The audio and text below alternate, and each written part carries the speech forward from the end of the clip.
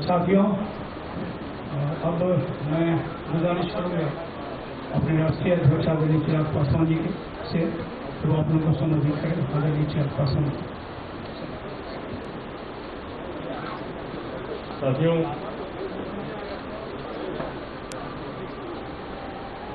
सबसे पहले आप सबका धन्यवाद कि आप लोग यहाँ पर आए। क्षमा चाहूँगा कि थोड़ा सा विलम्ब जरूर हुआ आने में। आप सब जान रहे हैं कि किस तरीके से पारिवारिक तौर पर जो एक क्षति पहुंची है।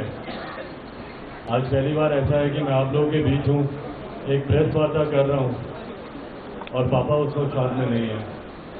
नहीं तो मुझे याद है कि जब भी ऐसी कोई प्रेस कॉन्फ्रेंस होती थी या कभी भी हम लोग का इंटरेक्शन होता था तो या तो पापा उसे खुद टीवी पर देख रहे होते थे और या फिर जैसे ही मैं जाता था तो वो तुरंत पूछते थे कि अच्छा बताओ क्या हुआ, क्या पूछा, तुमने क्या बोला। तो ये सारी बातें हैं, रह रहकर ऐसी चीज़ें दिमाग को कौंधती हैं, दिल को कौंधती हैं। सोचा नहीं था कि कभी कोई ऐसा दिन आएगा जब पापा के बिना मैं इस तरीके से अकेला बाहर होऊंगा। पर ये हिम्मत भी फिर मुझे पापा ही देते हैं। हमेशा उन्होंने मुझे कहा था कि अगर तुम्हारी सोच सही है, तुम्हारी डगर सही है, तुम्हारी राह सही है तो अकेले चलने से कभी डरना मत। एक बात है जो हमेशा मेरा हिम्मत आज भी बढ़ाती है। पापा हमेशा कहते थे कि शेर का बच्चा होगा तो जंगल चीर के निकलेगा, गीदड़ होगा तो मारा जाएगा। शेर का बच्चा हूँ, जंगल को चीरने निकला हूँ। और जो पापा का सपना था और जो उनकी अंतिम इच्छा थी, आज उसको मैं आप लोगों के सामने यहाँ पर रखने आया हूँ। Bihar first, Bihari first. लंबे समय से हम सब उसके बारे में चर्चा कर रहे हैं, हम सब उसकी बात कर रहे हैं। आज वो मैं प्रदेश को समर्पित करने आया हूँ। 12 करोड़ अपने बिहारी साथियों को वो समर्पित करने आया हूँ। ये सोच बिहारियों के सुझाव से ही तैयार की गई है। लगभग 4 लाख से ज़्यादा बिहारियों के सुझाव से हम लोगों ने Bihar first, Bihari first vision document हम लोगों ने तैयार किया। लंबे समय से मैं और पापा मिलकर इसके ऊपर काम कर रहे थे। इसकी फाइनल रूपरेखा हम लोग तैयार कर रहे थे। मुझे याद है कि अस्पताल में भी, अपने आखिरी दिनों में भी पापा ने इसमें बैठकर कई ऐसी चीज़ें हैं जो उनके जहन में आई, उन पॉइंट्स को उन्होंने जुड़वाया। उन चीज़ों को थोड़ा सा जहाँ ठीक करने की ज़रूरत थी उनको बैठकर ठीक किया। इसके लिए जिस समिति का हम लोगों ने गठन किया, उस समिति के साथ निरंतर अस्पताल से भी पापा फ़ोन पर बात करते रहे, उनसे चर्चा करते रहे कि इसमें ये चीज़ कैसे करना चाहिए। उनका एक अपना सक्रिय राजनीति का 51 साल का बेदाग सक्रिय राजनीति का उनका अनुभव है। उस अनुभव का सारांश भी है ये Bihar first, Bihari first vision document. इसमें बिहार की शायद ही कोई ऐसी समस्या हो जिसका हम लोगों ने समाधान नहीं किया हो। मेरी राजनीति सकारात्मक राजनीति की मैं सोच रखता हूँ। युवा हूँ, पढ़ा लिखा हूँ, जानकार हूँ और बिहारी हूँ, और एक ऐसा बिहारी जो देश और दुनिया भी घूमा हुआ है। बाकी प्रदेशों की तुलना में मेरा बिहार कहाँ है मैं जानता हूँ, क्योंकि कहीं ना कहीं उन प्रदेशों में या तो मैं रहा हूँ या मैंने काम किया। और ये मेरे लिए चिंता का विषय रहा है। दुनिया का मापदंड अगर आप भूल जाएं, देश का ही मापदंड देखें तो हमारा प्रदेश, हमारा देश विकास के नए मापदंड तैयार कर रहा है। मौजूदा प्रधानमंत्री आदरणीय नरेंद्र मोदी जी के नेतृत्व में हम लोग रोज नए पैरामीटर्स हम लोग हासिल कर रहे हैं, रोज नए लक्ष्य हम लोग प्राप्त कर रहे हैं। पर वहीं दूसरी तरफ अगर हम लोग बिहार को देखें तो आज भी हमारा मापदंड इतना छोटा है विकास को लेकर। मैं नहीं मानता भैया कि नली गली बनाने से विकास होगा, और नली गली तो कब की बन गई होनी चाहिए थी। मैं नहीं मानता कि बाढ़ का पानी अगर आपके हर घर तक पहुंचे तो उसे हर घर नल जल योजना से उसको जोड़ा जा सके। ये तमाम चीजों का समाधान अभी तक हो जाना चाहिए था। आज अगले 5 साल का विजन क्या है हमारे मुख्यमंत्री जी का? विजन है कि हम हर खेत को हम बिजली पहुंचाएंगे। भैया ये बिजली अभी तक पहुंच गई होनी चाहिए थी। कृषि प्रधान प्रदेश है हमारा, अभी तक ये प्राथमिकता पर होना चाहिए था कि हर खेत को बिजली, हर खेत को पानी, ये प्राथमिकता पर हम लोग को लेकर चलना चाहिए था, ना कि 15 साल के बाद आप इन चीजों का जिक्र करें। पलायन हमारे प्रदेश की जो सबसे बड़ी समस्याओं में से एक है। आप देखिएगा धीरे धीरे करके देश, जहाँ एक तरफ हमारा युवा देश है, जहाँ हम लोग बात करते हैं कि भैया 70% आबादी भारत में ऐसी है जिनकी आयु 35 वर्ष से कम है, और ये बहुत बड़ी ताकत होती है। युवा ही भारत का भविष्य है, युवा ही नई सोच लेकर आएंगे, युवा ही बिहार को आगे लेकर जाएंगे। पर चिंता का विषय है युवाओं का पलायन। जहां देश हमारा युवा है, वहीं प्रदेश हमारा धीरे धीरे बुजुर्ग होता जा रहा है। क्यों? क्योंकि सारे युवाओं का पलायन हमारे प्रदेश से होने लग गया है। रोजगार के लिए हो, शिक्षा के लिए हो, विभिन्न और कारणों से हो, व्यवसाय के लिए हो, पर जितने भी युवा हैं वो हमारे प्रदेश से धीरे धीरे पलायन करते जा रहे हैं, दूसरे प्रदेशों में जा रहे हैं, वहां पर रोजगार कर रहे हैं या शिक्षा हासिल कर रहे हैं। ये तमाम चीजें मेरे लिए चिंता का विषय है। और जब तक इन तमाम बिंदुओं पर हम लोग चर्चा नहीं करेंगे, जिस तरीके से यहाँ पर छात्रों की हालत है, जिस तरीके से शिक्षा प्रणाली है, या जिस तरीके से स्वास्थ्य सेवाएं हैं, जब तक हम लोग हर सेगमेंट को टारगेट नहीं करेंगे, तब तक जो विकसित बिहार का हम लोग का सपना है, शायद हम लोग उसको पूरा नहीं कर पाए।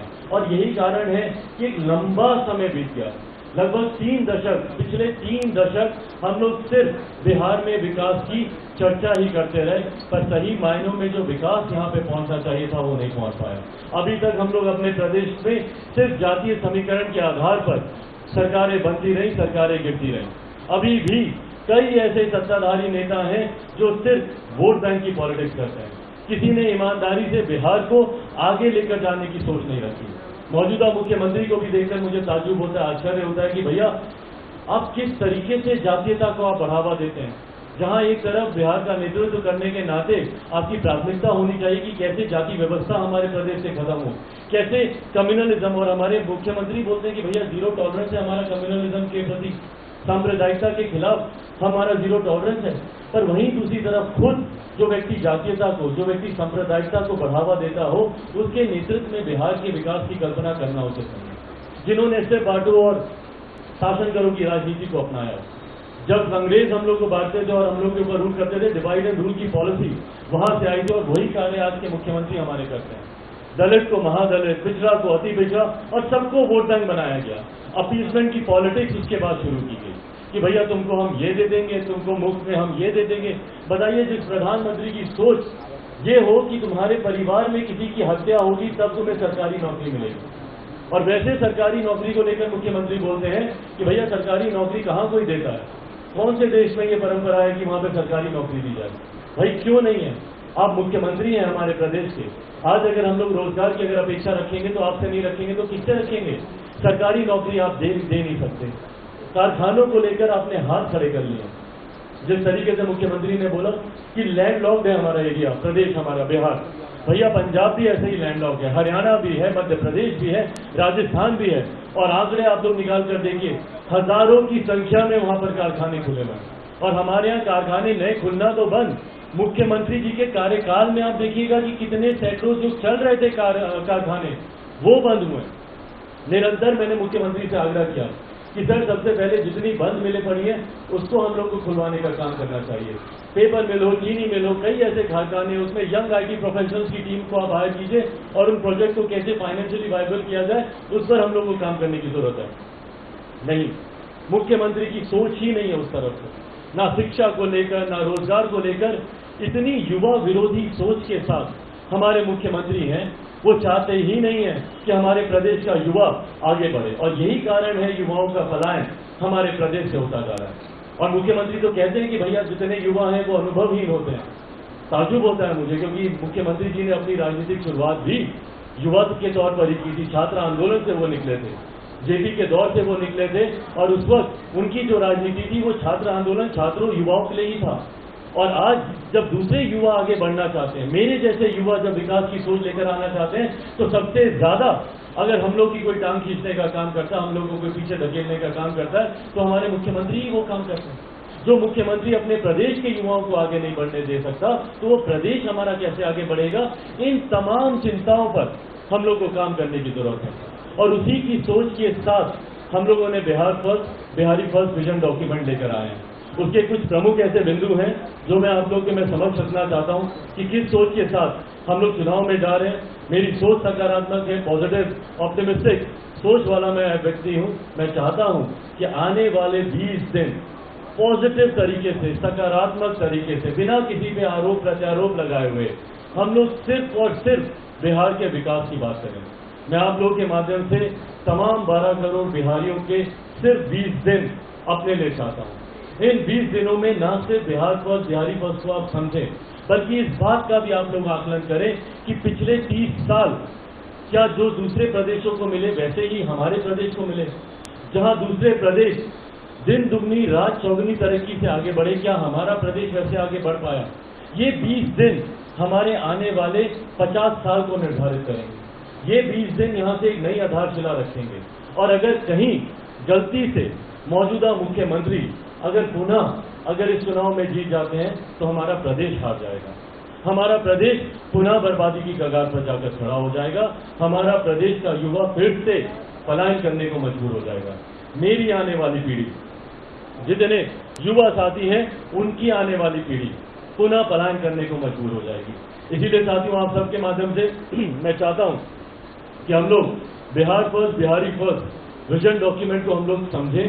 उसको आज मैं प्रदेश को जहां एक तरफ समर्पित कर रहा हूं, आप सबके माध्यम से मैं चाहता हूं कि इसके ऊपर ज्यादा से ज्यादा चर्चा हो। पहले मैं चाहता हूं कि इसका विमोचन करके हम लोग आपके समक्ष भी एक कॉपी दे दें। आइए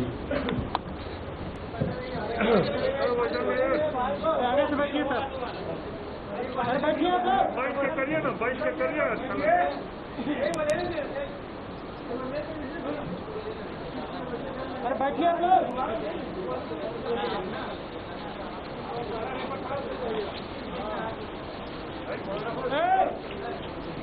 अरे बैठिए।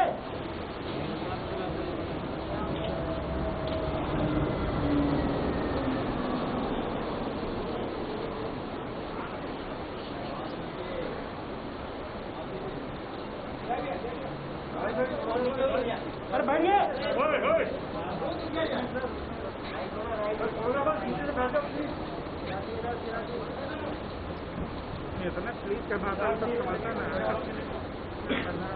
अरे यार, अरे हो तो गया यार, हो तो बिगाड़ सकते हैं, बिगाड़ लीजिए।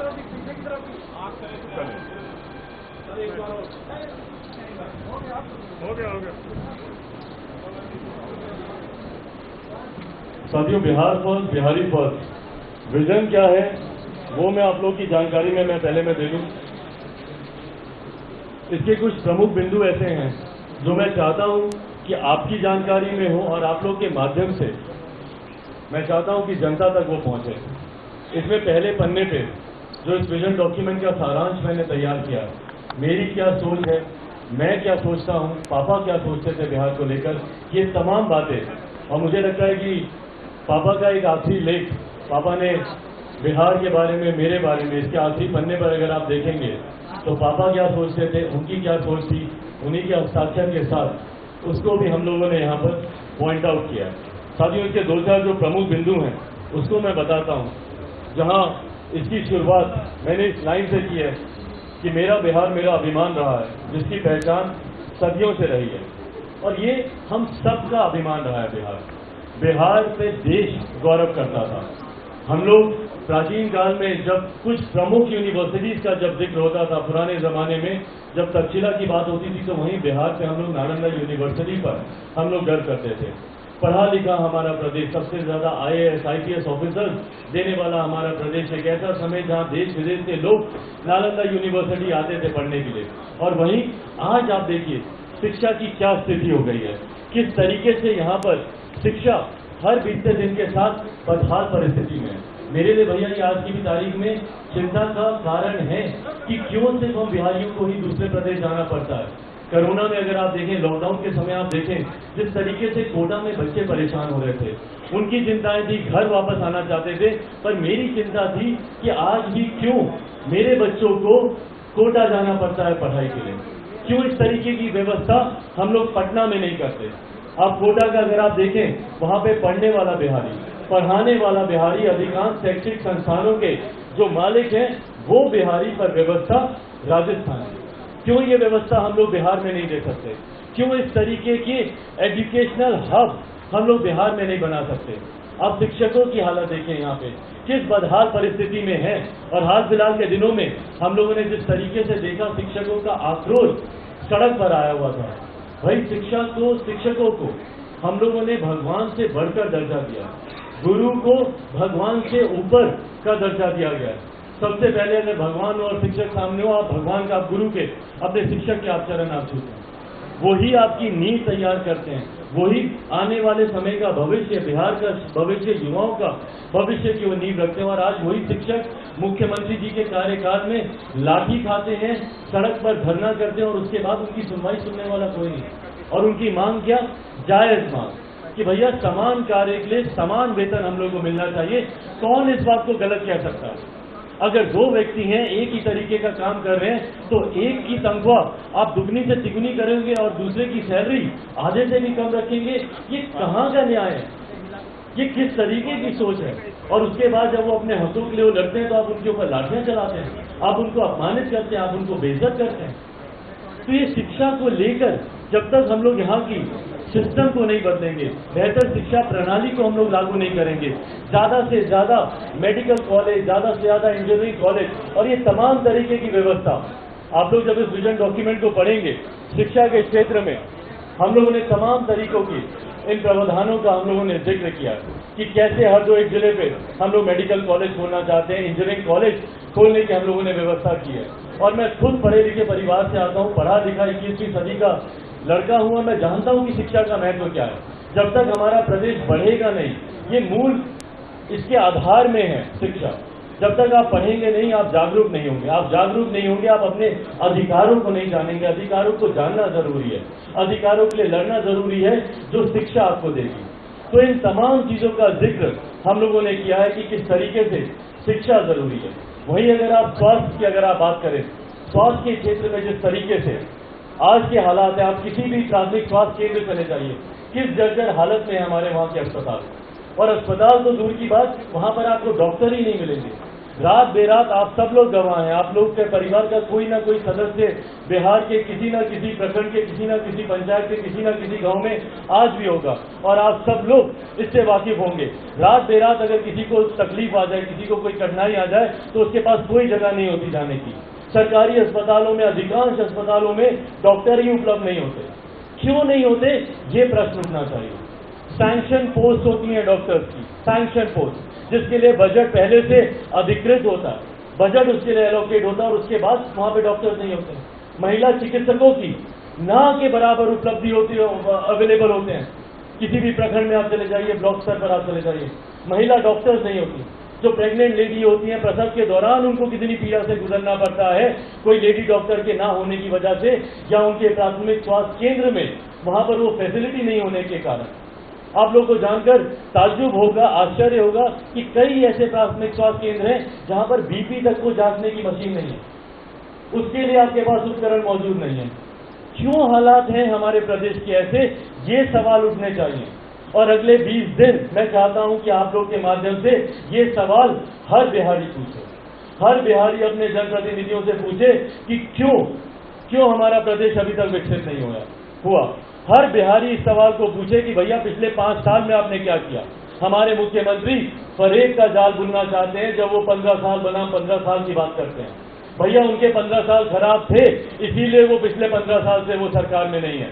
पर आज जवाबदेही आपकी बनती है, इस 15 साल आप हैं सरकार में। 15 साल कम समय नहीं होता है साथियों। 15 साल में कोई अगर उस वक्त 2, 3, 4 साल का लड़का होगा, आज वो पहली बार अपना वोट करने जा रहा होगा, पहली बार उसको मतदान का हक मिल रहा होगा, मतदान करेगा, मत प्रयोग करेगा अपना। और वो जो 15 साल का जो लड़का जो इन 15 सालों में 18 साल का हुआ है, उस लड़के ने सिर्फ आपके 15 साल देखे। उसको नहीं पता भैया कि जिसको आप जंगल राज कहते हैं, जिसको आप कोसते नहीं सकते, पर 2015 में फिर भी आप उन्हीं के साथ जाकर सरकार बनाते हैं। पर उस लड़के को वो पिछले 15 साल नहीं पता, उसने देखे तो सिर्फ आपके 15 साल देखे। आप बताइए कि आपने इन 15 सालों में क्या किया। और जब ये निर्णायक 5 साल आए, उसने बताइए कि खास तौर पर आपने क्या किया। मैं चाहूंगा कि आप तमाम पत्रकार साथी, मीडिया के साथी जाएं और मुख्यमंत्री जी से सवाल करें, क्योंकि मेरे पास जवाब नहीं है। आप पूछ कर बताएं उनसे कि पिछले 5 साल की आपकी उपलब्धि क्या है। भूल जाइए 15 साल में आपने क्या किया। आप क्या गिनाते हैं? साइकिल योजना की हमने शुरुआत की। भैया कब किए थे आप साइकिल योजना की शुरुआत? इन 5 सालों का जिक्र कीजिए ना कि इन 5 सालों में आपने क्या किया। सड़क की बात करेंगे, बिजली की बात करेंगे, सारी प्रधानमंत्री जी की योजनाओं को गिनाएंगे। आप अपनी योजना बताइए ना। सड़क आपने दी, बिजली आपने दी, बिजली की योजना दीनदयाल उपाध्याय विद्युतीकरण योजना के तहत गांव-गांव तक बिजली पहुंची। सौभाग्य योजना के तहत हर घर तक बिजली पहुंचाने का काम केंद्र सरकार कर रही है। और उसके बाद आप श्रेय लेते हैं कि भैया बिजली पहुंचाई आपने। केंद्र सरकार, ये वही केंद्र सरकार, ये वही प्रधानमंत्री जिनका आप हाथ छटक कर आप अलग चले गए थे अपने महत्वाकांक्षाओं के लिए। इन्हीं प्रधानमंत्री के सामने विपक्ष का नेता बनना चाहते थे, मुख्यमंत्री प्रधानमंत्री का दावेदार आप 2014 में बनना चाहते थे। इन्हीं को निमंत्रण देकर आपने इनके हाथ से थाली छीनी और आज इन्हीं की योजनाओं को गिना रहे हैं। पर अगर कोई कहता है कि आप प्रधानमंत्री जी की कृपा से आप मुख्यमंत्री बने हुए हैं, तो इनको तकलीफ होती है कि भैया क्यों? जिस प्रधानमंत्री को वो देखना नहीं चाहते थे, आज अपने सत्ता के लालच में उनके साथ हर मंच को साझा करने के लिए तैयार है। क्यों? क्योंकि उनको पता है कि आपके पिछले 5 साल की कोई उपलब्धि नहीं है। अगर आप मुख्यमंत्री बन सकते हैं तो सिर्फ मौजूदा प्रधानमंत्री के पिछले 6 साढ़े 6 साल के कार्यकाल को गिनाकर ही आप पुनः सत्ता में वापस आ सकते हैं। और यही मुख्यमंत्री करने का प्रयास कर रहे हैं। उन्हीं के ही कार्यों को आप कर दिखाने का कार्य कर, उन्हीं के कार्यों को आप गिनाने का काम कर रहे हैं। इस लॉकडाउन में आप मुझे बताइए क्या किया आपने हमारे प्रदेश के लिए? लॉकडाउन में जो माइग्रेंट, जो मजदूरों की हालत हुई, हमारे प्रवासी मजदूरों की, किस बदहाल परिस्थिति में हमारे बिहारी साथी अपने प्रदेश आए हैं। सैकड़ों किलोमीटर की यात्रा पैदल कर वो हमारे प्रदेश पहुंचे। आपने उनको गाड़ी तक उपलब्ध नहीं कराई। दुहाई दी आपने कि भैया लॉकडाउन है, दुहाई दी आपने कि यहाँ पर संसाधनों की कमी है। अरे भैया संसाधन की कमी है तो संसाधन बढ़े हमारे प्रदेश का, उसके लिए आपने क्या किया? राजस्व बढ़े, रेवेन्यू बढ़े हमारे प्रदेश का, उसके लिए आपने क्या किया? क्या संसाधन इतने आपके कमजोर थे कि सैकड़ों की तादाद में जो लोग आ रहे थे उनके लिए कुछ सैकड़ों बसेस की आप उपलब्धि नहीं करा सकते थे? उत्तर प्रदेश में योगी आदित्यनाथ जी ने करके दिखाया कि नहीं करके दिखाया? और आप निरंतर दुहाई किस बात की दे रहे थे कि हमारे पास संसाधन नहीं है, लॉकडाउन है, किसी भी बिहारी को बिहार की सीमा में नहीं घुसने दिया जाएगा। शर्मनाक बयान मुख्यमंत्री का, शर्मनाक बयान। और उसके बाद भावुक होकर मुख्यमंत्री क्या बोलते हैं कि अरे उन्हें हम प्रवासी नहीं बुलाते, उन्हें हम प्रवासी नहीं मानते। अरे आपके मानने नहीं मानने से क्या होगा मुख्यमंत्री जी? प्रवासी हैं वो। प्रवासी नहीं होते तो आज अपने घर परिवार वालों के साथ रह रहे होते, अपने गांव में अपने माता पिता, दादा दादी, चाचा चाची, नाना नानी के साथ रह रहे होते, बुढ़ापे में उनकी सेवा कर रहे होते और अपना भविष्य बिहार में रहकर बना रहे होते, ना कि दूसरे प्रदेश में रह रहे होते प्रवासियों की तरह। और बोलते हैं कि हम उनको प्रवासी नहीं मानते। आपके मानने से क्या होगा? प्रवासियों की जिंदगी जी रहे हैं वो। दूसरे प्रदेशों में कभी आपने सोचा कि किस बदहाल स्थिति में हमारे बिहारी रह रहे हैं? सुशांत सिंह राजपूत जी का एक मैटर था, उनकी लोकप्रियता इतनी थी कि वो नेशनल चैनल का वो मुद्दा बना, न्यूज में आया, पर वो सिर्फ एक विषय था। ऐसे सैकड़ों बिहारी हैं जिनकी किस परिस्थिति में वो अपनी जिंदगी गुजार रहे हैं या गुजारते गुजारते खुद गुजर चुके हैं, इसकी जानकारी भी मुख्यमंत्री को नहीं। मैं चाहता था कि सुशांत सिंह राजपूत जी का मुद्दा एक उदाहरण बने, एक पैरामीटर बने आने वाले समय में, ताकि दूसरे प्रदेशों में रह रहे बिहारियों को इस बात का विश्वास हो कि मेरा मुख्यमंत्री मेरे साथ है। पर सुशांत सिंह राजपूत जी के मैटर में भी जब तक मुख्यमंत्री ने, जब तक उनके परिवार के लोगों ने एफआईआर दर्ज नहीं कराई, तब तक इन्होंने यहां से कोई पहल नहीं की। उस वक्त उन्होंने एक शब्द बोलना, हफ्तों बीत गए थे, मुख्यमंत्री ने एक शब्द नहीं बोला। तो सोचिए आज अगर कोई मजदूर दूसरे प्रदेश में, उसकी जान अगर ऐसे ही जाती है, उसका निधन ऐसे ही होता है, तो क्या मुख्यमंत्री उससे बोलेंगे? क्या उनको जानकारी होगी? नहीं जानकारी होगी। लॉकडाउन के दौरान मैंने पूछा था मुख्यमंत्री से कि आप मुझे आंकड़े बताइए कि कितने बिहारी दूसरे प्रदेशों में रह रहे हैं, महाराष्ट्र में कितने, गुजरात में कितने, कर्नाटक में कितने, तमिलनाडु में कितने। आंकड़े नहीं है इनके पास। हम लोग ने बात की है बिहार फर्स्ट, बिहारी फर्स्ट में कि अलग से एक प्रवासी मंत्रालय का हम लोग गठन करेंगे। एक मंत्री की जिम्मेदारी होगी पूरी तरीके से, जिसका काम सिर्फ ये होगा कि दूसरे प्रदेश में जो बिहारी रह रहे हैं उसका संरक्षण करें। जैसे हम लोग का विदेश मंत्रालय राष्ट्रीय स्तर पर काम करता है, ताकि दूसरे देशों में जो लोग रह रहे हैं उनको कहीं ना कहीं संरक्षण देता है, उनके साथ रहता है, उनके दुख सुख में उनका ख्याल रखता है। पर एक तो आपने बिहारियों को अपने प्रदेश में रहने नहीं दिया और दूसरे प्रदेशों में मरने के लिए आपने छोड़ दिया। चिंता तक नहीं की, कभी दोबारा उनकी सुध नहीं पूछी। लॉकडाउन के समय वो कैसे हैं, ठीक है, नहीं है, रहने की व्यवस्था है, खाने की व्यवस्था है, सामाजिक दूरी की बात को ये प्रधानमंत्री जी की बातों को सुनकर दोहराते रहे। पर देखिए दूसरे प्रदेशों में एक एक छोटे से कमरे में 15-15, 16-16, 20-20 बिहारी रहने को मजबूर हैं। कैसे सामाजिक दूरी का पालन होगा वहां पर? और उसके बाद मुख्यमंत्री हमारे खामोश। यहां पर जब हमारे नेता, मेरे अभिभावक, मेरे पिताजी रामविलास पासवान जी, जब उन्होंने निरंतर कोरोना काल में निरंतर बिहार के मुख्यमंत्री से बात कर हो, उप मुख्यमंत्री से बात कर हो, यहाँ के अधिकारियों से बात कर हो, ताकि किसी को राशन की कमी यहाँ पर नहीं हो। पापा दिन रात लगे रहे, उनकी तबीयत खराब थी, अस्पताल से वीडियो कॉन्फ्रेंसिंग वो करते थे। लगभग 15 लाख के करीब लाभार्थियों की सूची पेंडिंग थी, जो बिहार सरकार ने 2014 से नहीं दी थी। उसके लिए पापा निरंतर प्रयासरत रहे कि जो लाभार्थी हैं कम से कम उनका नाम तो खाद्य सुरक्षा कानून के साथ जुड़े, ताकि उनको तो इस योजना का लाभ हो, ताकि उनके पास राशन पहुंचे। पर मुख्यमंत्री के कान पे जूं तक नहीं रेंगती थी। मुख्यमंत्री एकदम खामोश, और उसके बाद कहते हैं कि हमने राशन पहुंचाया। भैया, सब केंद्र सरकार की योजना। पापा ने न सिर्फ राशन बिहार तक पहुंचवाने का काम किया, बल्कि बाढ़ प्रभावित इलाकों में उनकी तरफ से स्पष्ट तौर से कहा गया था कि उनके घर तक राशन पहुंचना चाहिए। देश में आप देख लीजिए, कहीं पर जहाज के माध्यम से, कहीं पर अंडमान निकोबार जैसे इलाकों में पानी के जहाज के माध्यम से हो, हवाई मार्ग के माध्यम से हो, सड़क मार्ग के माध्यम से हो, पहाड़ी इलाकों में घोड़ों के माध्यम से हो, उन्होंने राशन पहुंचाने का काम किया। दुख सुख की घड़ी में जो आपके साथ खड़ा होता है, सही मायनों में वो आपका नेतृत्व करने का हकदार होता है। हमारे मुख्यमंत्री ना लॉकडाउन में, ना जल जमाव में, ना बाढ़ के समय, क्यों हमारे प्रदेश को, भैया आपके रहते हुए 15 साल में आप बताइए ना कि प्रदेश में बाढ़ नहीं आएगी, उसके लिए आपने क्या किया? आज मैं कोई ज्योतिष नहीं हूं, मैं कोई एस्ट्रोलॉजर नहीं हूं, पर आज मैं प्रेडिक्शन कर सकता हूं कि अगले साल बरसात में जून जुलाई अगस्त का महीना देखिएगा। नमस्कार, मैं हूं मानक गुप्ता। अगर आपको हमारा ये वीडियो पसंद आया हो तो इसे लाइक और शेयर जरूर करें, और हाँ, हमें सब्सक्राइब और फॉलो करना ना भूलें, ताकि आप देश और दुनिया की कोई खबर मिस ना करें। तो जुड़े रहिए हमारे साथ और देखते रहिए News 24।